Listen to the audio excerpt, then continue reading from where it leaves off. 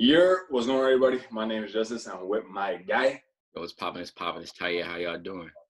And you're watching the Silky Boys podcast, the biggest podcast out right now for your sports news and what's going on in the culture right now. Tyaire, another week, another Friday. How you feeling? I'm chilling. It's a little rainy out today, but summer's flying by, bro. We be back at school next month already, bro. So it's going quick, bro. For real. Can't believe it, bro. Time really going by like that. Anyway, though, let's get right into it. NFL news. Patrick Mahomes, greatest quarterback in NFL history, signs the contract to make him the greatest quarterback in NFL history as far as I'm concerned. $500 million is what he can make. $477 million of his 10-year extension is guaranteed. By this time next year, he will have made over close to like $200 million just next year by signing this contract. This is the most wildest, most lucrative contract in the sports history, quite frankly, probably for a professional athlete, period. And he's only 24, 25 years old. It's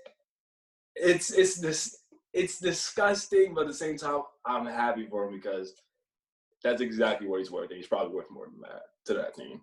Your thoughts on it? Bro, when you that dude, you just that dude, bro. You walk into the owner's office, bro, the owner hand you a blank check and be like, write what you want, bro. That's what happened. Like you said, Mahomes, in my eyes, he's the greatest quarterback to ever play football after the 3 seasons I watched. So it's worth every penny. We're talking about a NFL MVP, a Super Bowl MVP within the first 3 seasons of him playing. That is unheard of. His arm strength is something we've never seen before. Some of the plays that he does on the field is something we've never seen before. So I'm not surprised that his contract is something we've never seen before. And the fact, like you said, $470 million guaranteed for a NFL contract, which players rarely get that much money guaranteed, that's really something to really just marvel at and to see, wow, this is how far the league has came. And to see it from being a black quarterback, that just makes it even more dope. Like, yo, the first quarterback to get some type of deal like this is a black man. So that really just shows you in this time of change and everything, to see him being highlighted right now is super dope. And I want to see where this leads next for the next wave of quarterbacks like Deshaun and Lamar. I want to see what type of deals they get. And even our dude Dak, bro. I want to see how his deal gets handled with this stuff now, bro. If Mahomes is getting 477 guaranteed, I'm thinking Lamar probably is gonna have to get somewhere like around 4, That's 3 to 4. Like, Lamar has another season like last year. They make the playoffs. They win. They actually wins a playoff game or two, and they're either in the AFC Championship or they make it to the Super Bowl. He's definitely gonna be in the talks for that money. And same with Deshaun. If the Texans take a big step after DeAndre leaves and Deshaun steps in as, no, I'm that guy regardless of who I'm throwing to, then that bag is coming his way too. I could see Deshaun getting somewhere between 350 and 400 because Pat made the market price go high. So, if I'm those next 2 guys, I'm cool at falling to 400, 350. Yo, you can get – we not you, bro. We're cool at falling 2 and 3. With 350 and 400. So like you said, bro, I just think this opens up the market for these huge quarterbacks. And I think that's what Dak was previewing in his fucking contract offer. He was like, all right, so I'm thinking Pat's getting 50 mil at least a year. So let me just say I get 35. I don't look as crazy now. He doesn't look as crazy anymore as when he did 2-3 weeks ago because now the market is set. So I feel like even for Dak, this played out well for him in the end because now he doesn't look as wild as he does asking for as much money as he did.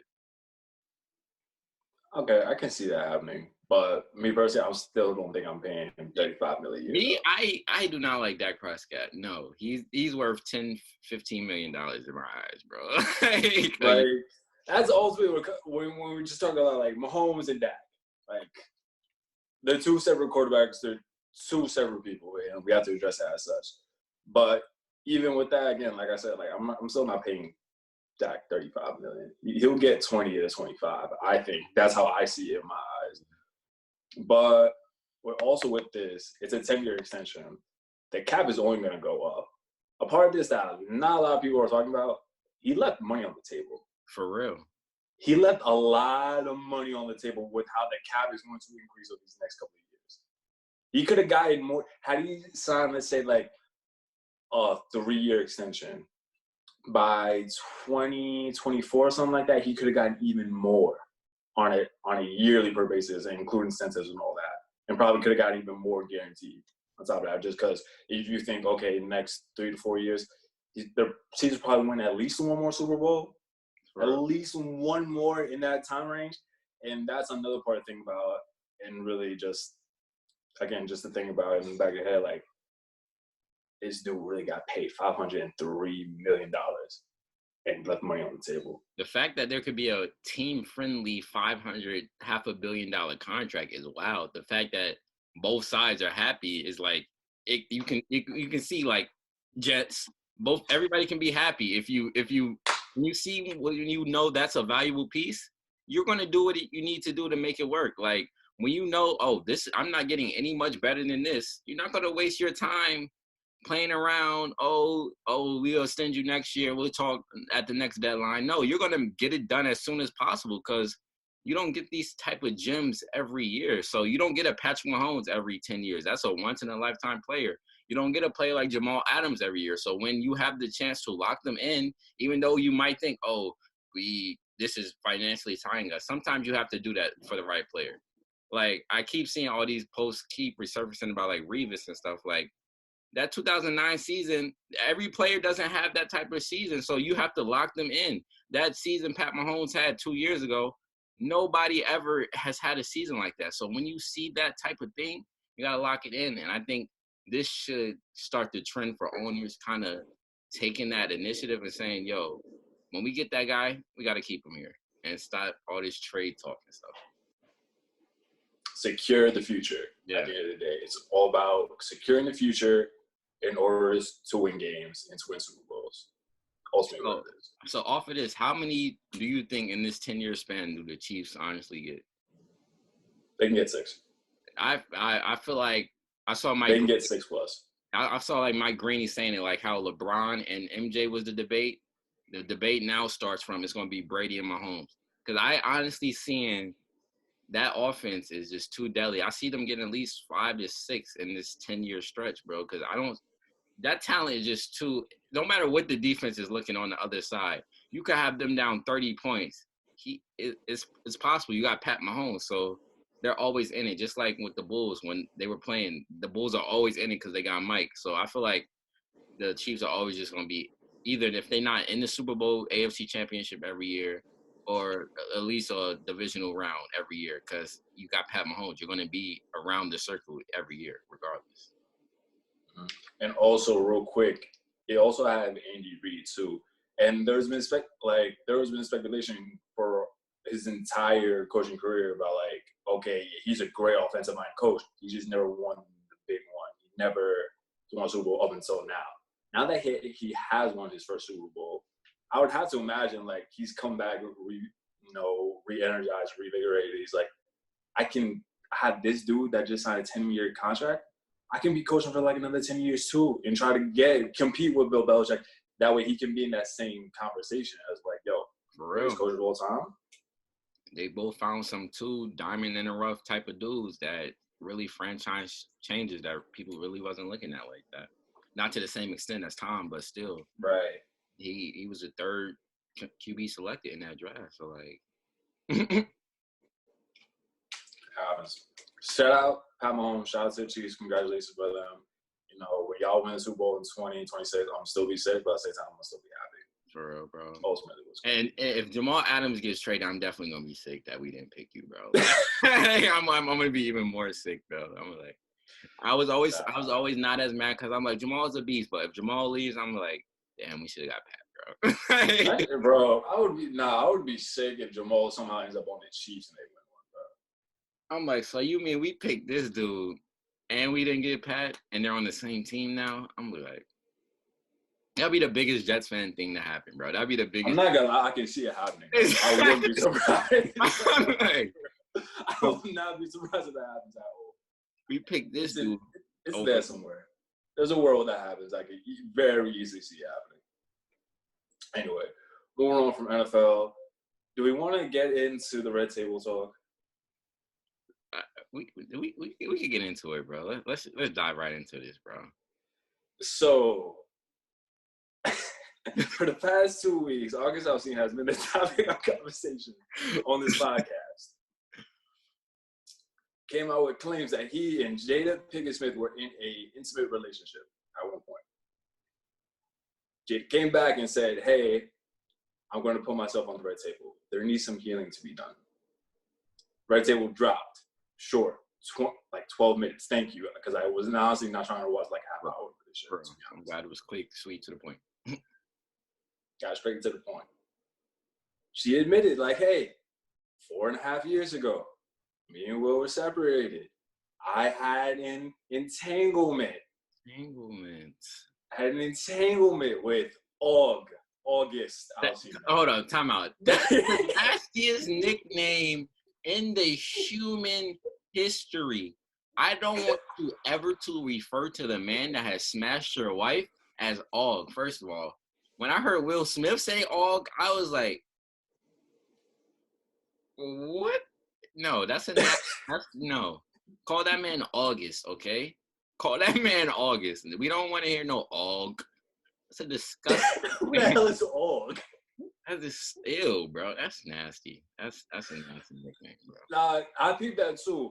And I was low-key going through my mind too. I'm like, yo, why are you still calling him by his nickname, though? Like, why? But anyway, so it's out there now. She admitted she had a relationship with August Alsina. She addressed it. Well, I had some questions for her too. Like, what did you feel like you needed to gain from this? She said she just wanted to be happy, which I understand. You know, sometimes we're not always happy in the current situation, so we want to escape to try to find that happiness. Okay, I agree with you on that. And at the end of the day, I don't take that much away from Jada, but at the same time, she was doing her best to try to seem like she was the innocent one in a sense. But at the same time, like, no one was innocent, no one was like evil. At the end of the day, y'all are just two people. One of you happens to be an icon, and the other one happened to be an R&B artist, and y'all just ended up sleeping together, having a relationship. And at the end of the day, that's all it is. But it's still funny. It's hilarious because I know Will Smith is livid. I know watching that 12-minute clip that they could talk about, oh, this is a happy relationship now. We all kumbaya. Just the movements of Will's face. I know his leg was tapping under that red table. I know it was angry shaking under that red table. You could just see when he was asking, it was like entanglement. Can you further explain what an entanglement is? Can you tell us, please, what an entanglement is? And the one part that was really telling to me was at the end when he was like, okay, now I'm going to get you back. That's how I know he's not really okay with what happened. He's like, okay, you did what you did. Now I got to do what I got to do. And you heard Jada, she was like, oh, give me back. I think you already got me back. So that had me thinking like, well, who is it, Jada? Can we know? We know it was August for you. Who was Will? I want to know what type of upper A-list shorty Will was popping. So I really think it comes down to Will just says it's cheaper to keep her, bro. Like, I really just think Will's not trying to go through with that divorce at the end of the day, bro. It really comes down to Will's like, do I want to get a divorce and lose half of everything I got or just stay and deal with this, bro? And I think he's just at the point in his life where that family image means it's just everything to him. That's why they rushed so quick to get this out, because that Smith family image is what has kept them alive all these years. It's like what they branded about Jaden, Willow, all of that. It's a cute family image. So when August came out, it kind of like distorted that. So I feel like Will's not happy in this situation. Like you can see it on his face. So he's just at a point where it's like, I gotta keep her. I can't get a divorce because that's just I'm not losing half. That's what it comes down to. Will Smith does not want to lose half of what he has, bro. Will Smith is angry. Nah, again, you could tell on it too. Like in the way that he was answering questions too, he's like, yeah, like I'm only doing this just because we're on camera. Right. This is how I have to be in public, but deep down inside, like, yo, I'm pissed the fact that this came out. Bro, he's like, I do everything I do. I sleep with who I sleep with. It never comes out. But you slipped up. You was with a little chatty patty, emotional dude in his bag. He writing songs. He changing lyrics. He doing fake text messages. He naming people after you. He out here explaining everything to the world. None of my chicks all was down. All my chicks was quiet. So he's mad at both ends. He's mad that you slept with dude and that you couldn't even keep dude quiet. So he's really mad that he even got to be at this table. He's like, you really should be here by yourself, but you're my wife, so I have to be here. It's a funny situation at the end of the day, bro. Honestly, I feel like August gotta come to the red table next. Bro, no, he doesn't, bro. I watched the first red table that they did when August was there, bro. I was like, how did people not see this then? Like, in that whole video, the first red table is Will's sister. Let me give you who was at the first red table, which should have tipped everybody off. Just read the reactions of the room. Read the movements of everybody. It was Will's sister who was there. It was Jada's mom. It was Jada, and it was August. So they start talking. As soon as August started talking, the camera panned to Will's sister. She just got a face like this. Like, what type of relationship y'all really got? You pan to Jada, you just see Jada looking all like, he just blew my back out last night. She got that face. You know when you give a girl the pipe, and she just look at you smiling like, she got that face looking at August. I'm like, how did we not know? And then the grandma, Jada's mom is just like, y'all kind of too giddy over here. It was just like the signs is always there. Overall, bro, this situation is always gonna be funny, bro. If August sits down at the table again, I'm gonna be tuned in. I definitely will be.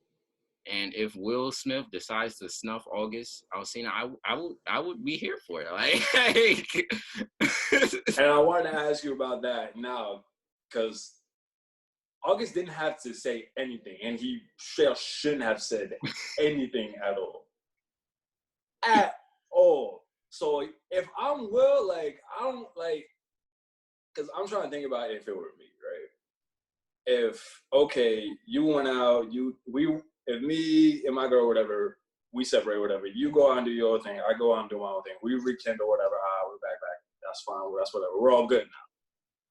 But if one of the dudes that you were messing around with comes out and no one say, yeah, I did this, all this, and you're bringing negative attention upon not only my spouse, but also my name, because we're attached to each other, like, I'm gonna feel some type of way, and I probably will snuff.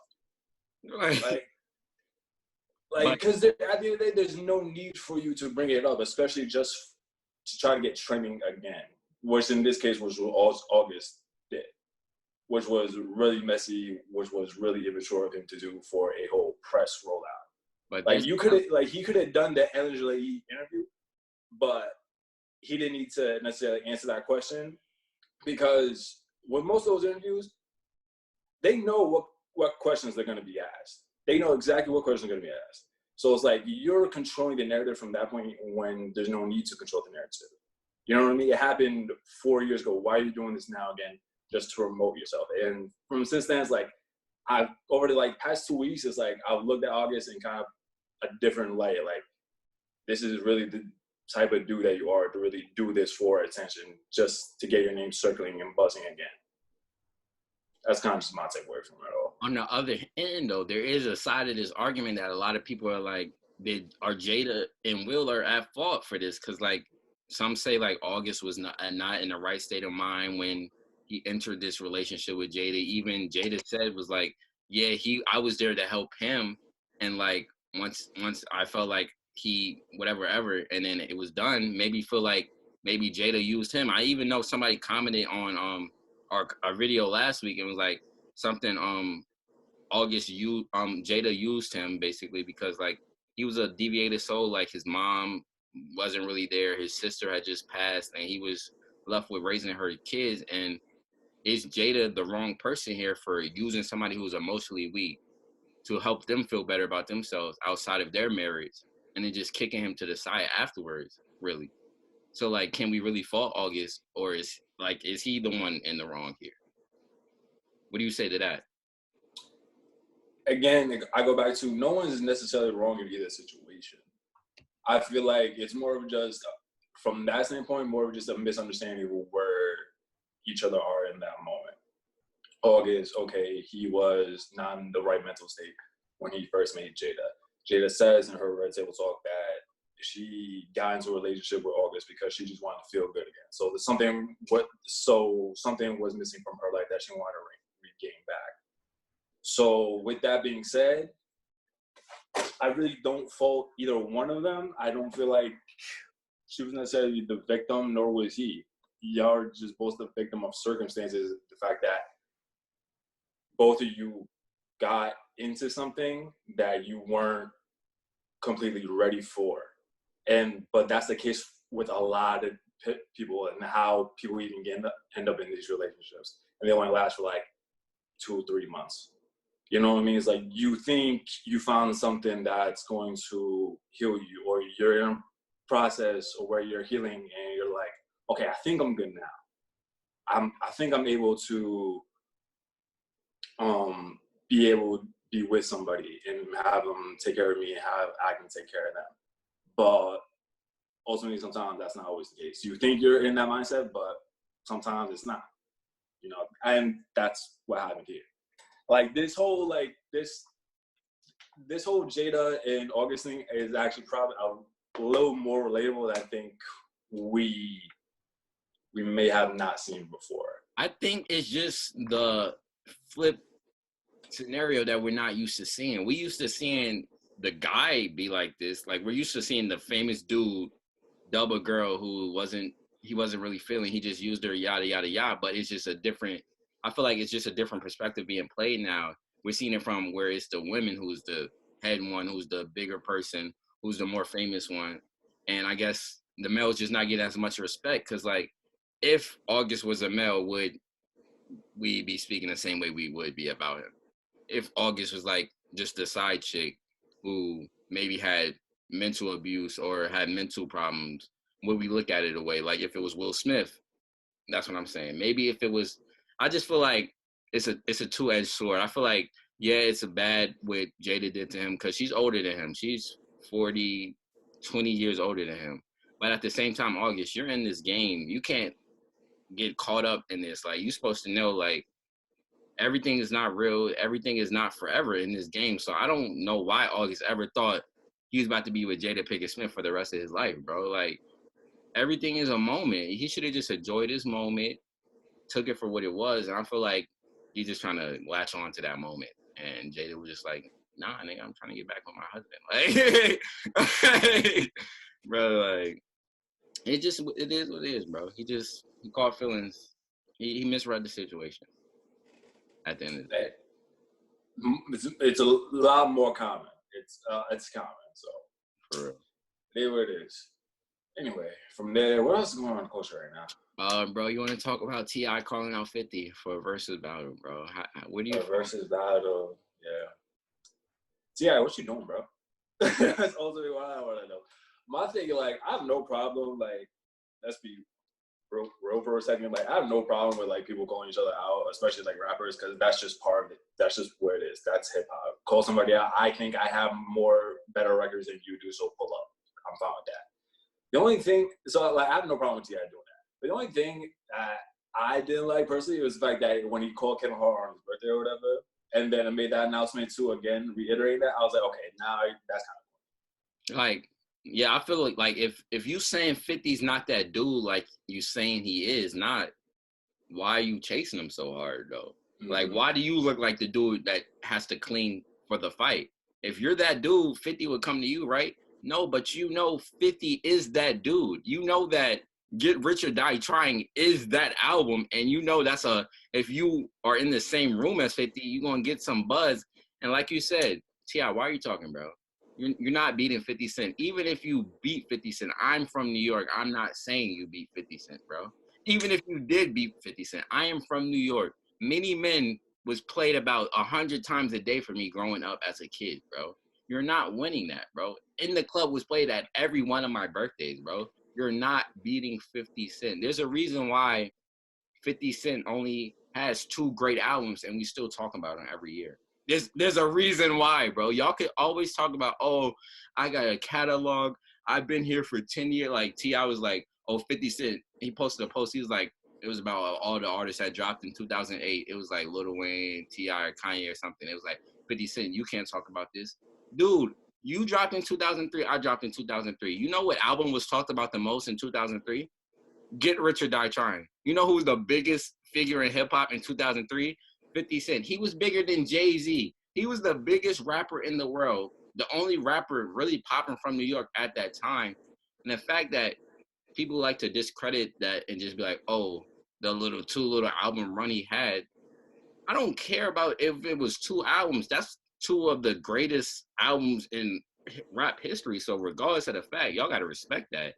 And all I'm hearing from T.I. is a lot of disrespect right now, bro. Like, it doesn't matter if your catalog is bigger than mine. It doesn't matter if you have 10 albums. I only have 2. Like, if those 2 albums are really good and they're still is what makes me relevant, I've made enough money to the point where I'm able to be good for the most part. And music is now my main source of income of those 2 albums. Yeah, more respect should be shown. And the fact is, bro, like they always like the reason why it's always corny to me when they talk about music and 50, I'm like, bro, 50 did what he had to do in music and got out of it. He expanded to more things. He became a mogul, bro. Like 50 was in the music because he was really in street stuff. He really was getting shot at. He really got shot 9 times. At the same time he was beefing with rappers, he was beefing with real kingpin dudes in the real streets. So 50's success story is more than just making a rap album and putting out an album every year. He made it out of rap. He doesn't have to rap anymore. He had a hit TV show that people talked about for every summer. He had big brand deals. He's a mogul now. He doesn't have to rap. So it really doesn't matter if he's releasing an album every year because he did what he had to do in the rap game, bro. Like that argument is so weak to me. And it goes back to like this other thing is like, yo, like I'm not focused on music right now. For real. Like I moved on. Like I'm at a point in my life. Like, and this kind of goes into like like the whole Freddie Gibbs versus Young Jeezy thing. It's like, okay, like I'm not focused on music anymore at this point in my life. It's like, okay, cool. I'll release, a light 6 song, I'll release a 2-pack here and there just because, yeah, I still like music. That's what I do. But that's not where my main focus is. My main focus is now is like, okay, I have a family, or I'm trying to build my brands, or it's like I'm trying to get into these rooms where I'm able to build something or benefit for something for myself. Like, honestly, like that's how I feel like a lot of artists move after the contract is up or after like their 3rd or 4th album. And at that point, it's like, okay, I've established myself. Now it's okay. How do I maintain this amount? How do I maintain this fame? How do I maintain this level of income as well? That's another thing too about it. And regardless, within that battle, I say 50 Cent has like 10 songs that you can't play anything against, bro. Like I feel like it's at least 10 songs off of Get Rich or Die Trying. You can't play anything. I just feel like it'll be quicker than really people think, bro. Like, yeah, T.I. got a lot of songs, but 50 Cent songs were real impact, shake, like different type of songs, bro. Like, they were hip-hop songs that were on the pop charts for real, before hip-hop songs were on the pop charts like they are today. Like 50 Cent really kept New York hot for a while after that whole New York run, bro. That's a fact. We're probably not gonna get this battle though. We're not. 50's too petty for this, bro. We're not gonna get it. But with that being said, if there is someone else that T.I. would do it versus with, who do you think that person should be? Like I see why he's shooting high, because like T.I., in my eyes, T.I. is the Jay-Z of the South. In my eyes, I feel like T.I. really put the South on. Like his whole, even the way he revolutionized the mixtape game, how he took advantage of that. And he sold 100 million out of his trunk. So when Atlantic Music came to him, he had the leverage. Like he got kicked off of Def Jam. Def Jam dropped T.I. because they thought he wasn't hot.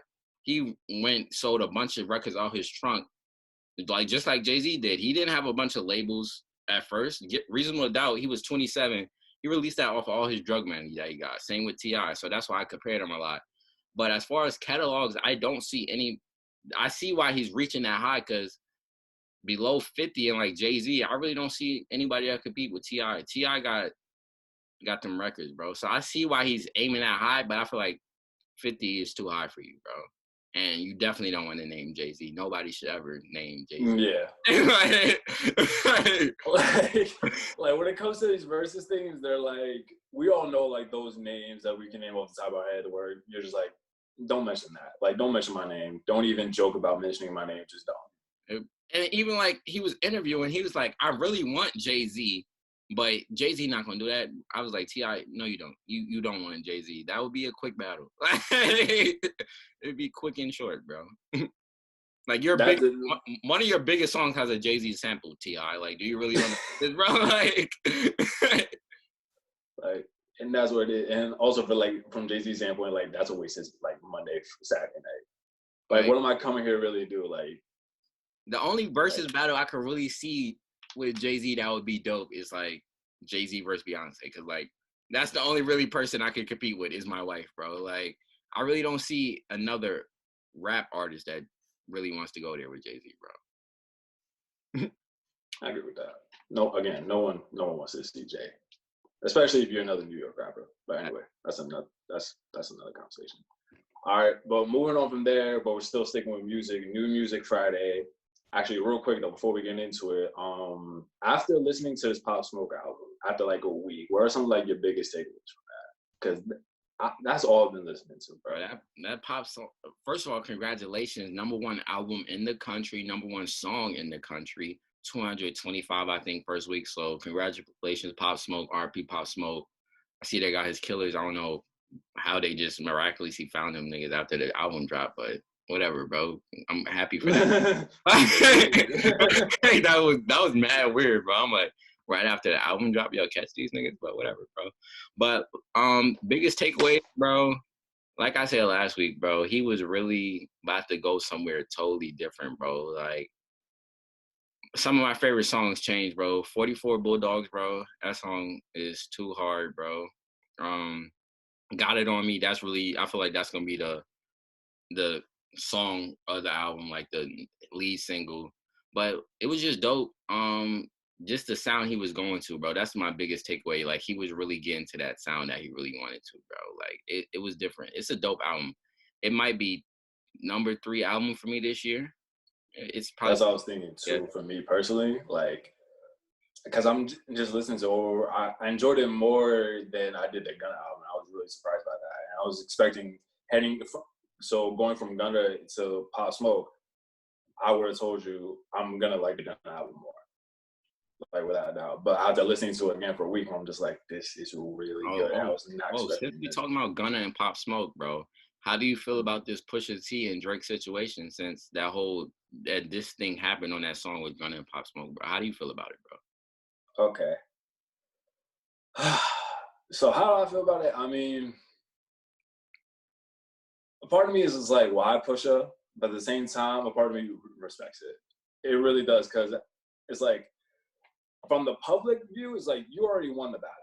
You already won the battle. You smoked him on 2 records. He didn't have a comeback. He went on the shop and said what he said about Kanye, how you found out about that information about his son. Okay, that's whatever. From that point on, everyone assumed like it was just dead. Pusha won. That's it. Whatever. Yada yada. But if you're gonna beef with someone and have a public beef with them, I have to respect it every single time you go at them. I have to, because it's like, it's the epitome of keep that same energy. You don't like me, I don't like you, and I will always make that known. A part of me is gonna respect that, just because, again, at least you're standing on what you really like feel. You know what I mean? At least you're being real about it. Yeah, like you said, bro. Like, I'm kind of siding with Pusha. If Pusha what he said happened, like Drake was like halting putting that verse out, that's mad corny to me, bro. Like, Drake, if this is beef and we rapping, bro, let verses come out. Like, that's corny. We not about to halt anything, bro. This is rap, bro. If you rap beefing with a dude, go rap with him, bro. So I'm not with all these Drake fans that's like, oh, why is Pusha T still going at Drake? Like, it looks corny now. But Drake went at Meek a whole 2 years after the whole beef was done. Beef was won, bro. Did he not? Like the same thing happens. So like with these type of things, I just need people to keep the same standards for Drake, because the goalpost moves a lot for Drake because he's the biggest artist in the world. So the goalpost is going to move. But in this situation, I feel like Push is right, bro. Like you said, if we beefing, it's whenever, wherever, bro. No matter what. You said on the shop that I deserve to be slapped, like somebody deserves to punch me in my face. So this is real smoke now, bro. Like it's no fakeness, bro. People it was fights over this, that concert in Toronto. Like real beef, real street stuff has happened over this beef. So like, there's no really piecing this up anymore. So like, in fact, like the bars he was really throwing at Drake on the song, nobody really would have got if we didn't find out. Like Drake, I just feel like Drake was being a little uber emotional right now. But there is a part that I agree with, like what Young Thug and Gunner is like, diss him on your own track, bro. Like if I'm cool with Drake and if that's my dude, you can't diss him on the track with me. Like that's how I'm saying, bro. Like if I was a rapper and we rapping, or even if I'm a podcaster and I'm on a podcast and somebody's dissing Justice on a pod, I'm not about to be on the podcast, bro. Like you're not about to do that around me. That's just how I am. So like that's how Thug and Gunna move. They right in saying that. So in that view, yeah, it is kind of corny for Pusha to diss somebody on somebody's song, especially a dead dude song on the album. But like that's the corny thing. Like don't bring the beef to the album, bro. Like do that on your own track. That's the only negative thing I really have to say about Pusha. I get what you're coming from, yeah. Especially from again, like putting a song on like Pop Smoke's album, like you didn't need to do that. Like this is a celebration for Pop. Like go like if he just diss you, if Pusha diss Drake on his own song, it's cool. We wanted, and that's part of it too. Is like we wouldn't be talking about it as much, but because it is on a Pop Smoke album, it's like okay, like you know what I'm saying, like something's there. For real, bro. I just think that whole like squash and music thing is super corny, bro. Like who cares? You're like the bigger artist. Like that's corny to me. That's the same thing as like bringing up money in a conversation, bro. Like okay, you got more money. So what? You could be corny with money. You could be the biggest artist and still be corny. So like. That whole squashing records, leaving people out of award shows, like that's corny to me. Yeah, and also like it shows like how Drake is, and it's like we've always known like he's been the type of dude to be controlling or just be in a position that higher up is in where he's always gonna look good. Yeah, you know what I mean. Like there really hasn't been a time other than the Pusha situation where like he's really had to deal with someone on that same type of level. Even with the Pusha thing, he's still not dealing with that on the same level. He still got at it. Like, his backs was on the ropes, bro. We was like, where's the Drake response? Zoop, zoop, he got out of it. He's not that guy. I don't want to be the guy. The things I was going to say on that song, I that's not my character. I can't do it. And it's Drake, so people just like, cool, it's Drake. It just dropped it. So, like, I really wanted to see the outcome of that battle. I feel like that track Drake was going to release was going to be different, bro. I feel like Drake was really about to say some wild stuff, not only about Pusha, but Kanye as well on that track, bro. I feel like we was really about to get some real stuff on that track. And I feel like that's another aspect of this battle. I feel like Drake looks at Pusha like, bro, you're not on my level, bro.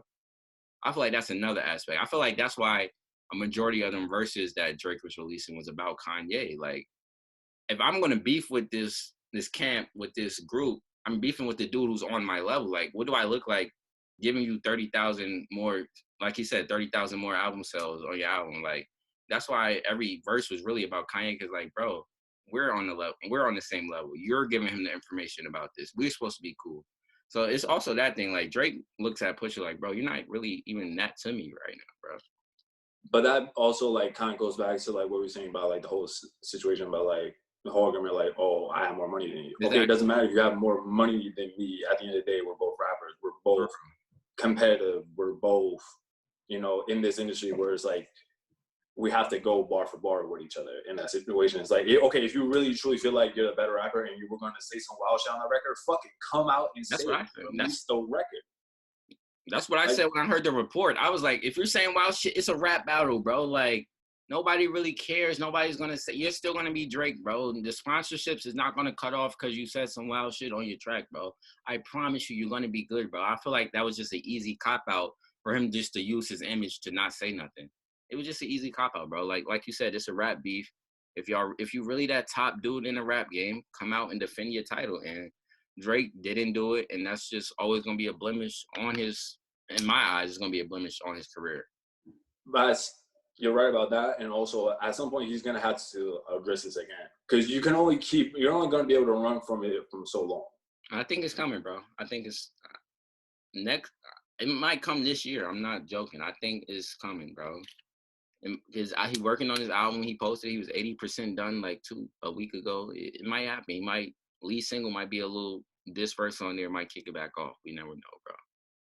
If it is, great. I'm here for it. I'm here for Drake versus Pusha round 2. Well, let me say this. Duppy Freestyle was the best diss track out of that whole whatever back and forth. Duppy Freestyle was my favorite. It just happened that Push really was just nasty, not caring, just being pushed, and that gave you the edge, bro. So Drake still got he has the upper hand, bro. Drake can rap, bro. Like regardless of all this soft stuff, Drake can rap, bro. Like Drake can stand in this ring, and if he's up to it, he needs to do it, bro. Simple as that, bro. Mm-hmm. It's just that we forget sometimes because we haven't seen it for a long time. Exactly. Like last time we seen it probably like 2015, 2016, somewhere around that table. It's around that year, I should say. But again, I'm here for another Push Drake battle. I'm here for it. But anyway, going from there, new music. Summer Walker. It's a little EP. It's been a nice little couple weeks of EPs from Black, Wale, and now Summer Walker. Like it's been really good as far as like just little short bits of music, really good music at that too. What do you think of it? I think I might like R&B better than hip hop now, bro. You've always have been. But I feel like I'm fully committed to that switch, bro. Because even from Off of Summer, bro, just that first track, just them guitars, bro. I'm like, hip hop doesn't make me like. When I listen to R&B, I feel like I'm listening to music, bro. Like I feel like I'm listening to something that's being created, as well as besides something that's just like a set thing that's in place, just loop, this. I feel like when I listen to R&B, I feel like, all right, they're coming into something raw, like nothing, they have nothing, and they come in there and just creating something. And I feel like I just like that aspect a little bit more right now as where I'm at in my music taste right now. Because between Summer and this new Snow track, bro, I might fully switch over to being R&B Tyaire, bro. Like hip hop might never ever get me back, bro.